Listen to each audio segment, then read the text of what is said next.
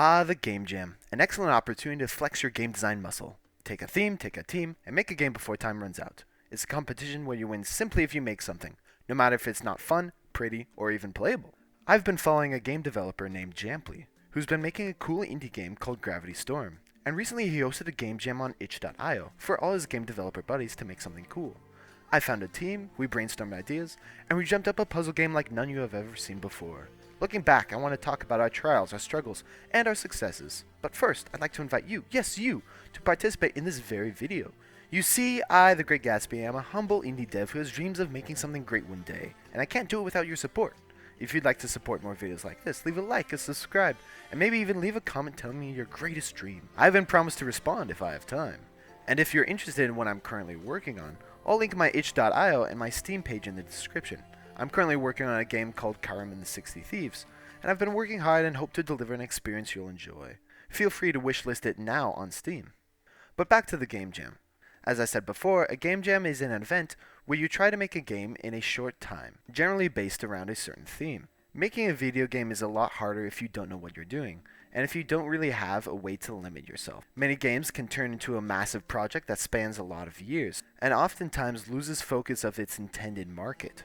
A game jam is meant to simulate working in a more business-like structure, where your intended market is the theme that the game jam is based around, and a short deadline forces you to keep the game idea concise and fun. For the Jampley Game Jam, the theme was divide and conquer. Our team was composed of 3 people, me, Konayuki, and Becazz. None of us had worked together. We met online, and we didn't really have a lot of experience working in a game developer team. I attempted to do a group call to get to know Konayuki and Becazz better, only to find out that they both lived in foreign countries in Europe, while I lived in the humble USA. The first day of the game jam was basically used up on trying to get all of our time zones to work together so we could brainstorm ideas as a team. Once we were able to make our group call, I searched online for an online paint program.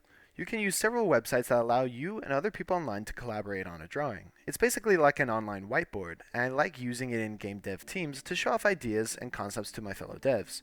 We all talked about game ideas, everyone contributing ideas for fun games, though in the end, the game idea we chose was a mix of a little bit of everyone's ideas. This is an image of the idea we decided on. The player is in charge of an invading army, and the player needs to take over enemy castles in order to win. There are 10 different tiles, each of which offer a buff or a debuff. As players conquered tiles with buffs, they were able to get stronger to defeat stronger castles. Castles also gained buffs over time depending on what tiles they were adjacent to. Our game ended up kind of feeling like a time management puzzle, where you would need to capture some tiles to get stronger, but allowing the enemy castles more time to buff themselves up could lead to you losing that level. I felt that the concept was very promising because it was very simple yet very complex. The castles in the player army always start at the same stats for each level, and the player's only control is when and where the army goes. However, it can get complex as the most direct route often isn't the most obvious, as the player must manage their time carefully before a castle becomes too strong to capture.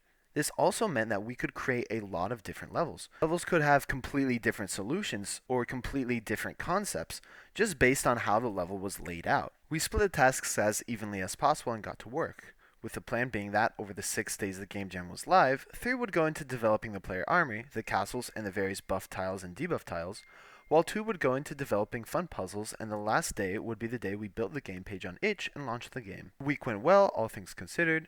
We learned together how to set up GitHub for a project, and though we had some trouble, we figured out GitHub eventually, which was massively helpful for all of us. GitHub allowed us to collaborate on the same project together, otherwise we'd probably just have emailed the game build to each other like lunatics.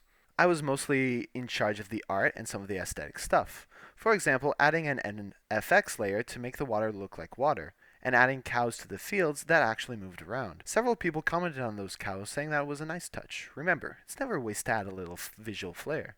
I also added in the logic for attacking castles, and the turn-based nature of the game. We ended up needing more time to develop the player, which cut into our level design time. We pushed hard and managed to finish the game. I was absolutely amazed at how well our team worked together, and we were able to knock out 30 levels even with a bunch of setbacks. Though our game was very polished, and possibly the most polished game jam game I've ever made, our game wasn't entirely finished. For starters, some of the debuff tiles we didn't even really get to code in before the deadline. Our game also had a game-breaking bug where if you pressed space before you designated an army path, the game would essentially just freeze. You would have to restart the level. There also wasn't a very clear tutorial or teaching for the player, and the way the army's path was visually represented to the player was pretty ugly. One challenge we had was the game we were trying to make wasn't exactly common. The mechanics that we used weren't ones that would be naturally understood by the player. We worked hard to give visual clues, and even without a tutorial, tried to explain to the player how the game worked. The path of the player's army was represented with numbers on the screen, a description displayed over tiles when you hovered over them, and little particle effects would pop up to indicate when a player was buffed or when a castle was buffed. The very early levels are meant to teach the player skills they will need to know in order to pass levels later on in the game. And at the end of the jam, we got feedback that all of these things together was able to help the player understand what they needed to do. Most players were able to pass through a number of the levels. However, we made a critical mistake with a certain level, level 12. You see, we decided to make two types of castles, the normal castle and the super castle. The super castle would buff twice when the normal castle would only buff once. And when we made level 12, we coded it with that idea in mind. In level 12, there were several castles, and two of them were super castles. However, we then decided afterward that we wanted to change the super castle's base stats. Basically, we wanted the super castle to be a threat and impossible to defeat in battle with an unbuffed army, even if the super castle wasn't buffed at all. So we changed around the stats of the castle to make it bulkier and attack harder. It starts with a higher base stat than the normal castles. While most of our other levels were fine with this changed level 12 crucially. The super castle it had in the level became stronger than we anticipated, and made the level completely impossible to beat. Fortunately, we anticipated that something like this could happen, and you can skip any level in the game, selecting a different one from the level select screen, but it was discouraging to our players and made some people quit the game. We also got a lot of good feedback for our game. Some people praised the puzzle design. They talked about the excellent level design and how it nailed that puzzle game feeling of discovering the brilliant solution to turn a sure defeat into a victory. For most, it seemed that the game logic came through, and most players were able to understand what they had to do. A huge victory for a non-standard game like ours. Some players had difficulty with how things were displayed on screen, and some visual cues didn't go through as well as we had hoped. We also got docked a few points for our theme, as though we nailed the conquer part of divide and conquer, not everybody was able to grasp the part of divide. However, even with all these setbacks, we had a lot of fun with the game, and submitted a post-jam version on the post-jam production game jam that added a bit more polish, removed game-breaking bugs, fixed that darned level 12, and added an army path inspired by the Advance Wars series. Though the end result wasn't perfect, the three of us were able to make something fun and playable. I'm very proud of what we were able to accomplish together, and how our teamwork resulted in a melding of all of our ideas. Game jams are all about exploring creativity, and pushing you to actually finish something, to make a game in a way that your procrastination and that your distractedness won't be able to stop you. If you like making games, I would highly recommend joining a game jam. There are lots of great ones on itch.io, and if you like playing games, I would also recommend checking out game jams. Lots of awesome indie devs make games for game jams, and they all want your feedback. So if you have a second, be sure to check out these games. Hey, you could even check out our game, Archipelago Invasion. I'll post a link to the itch.io page in my description.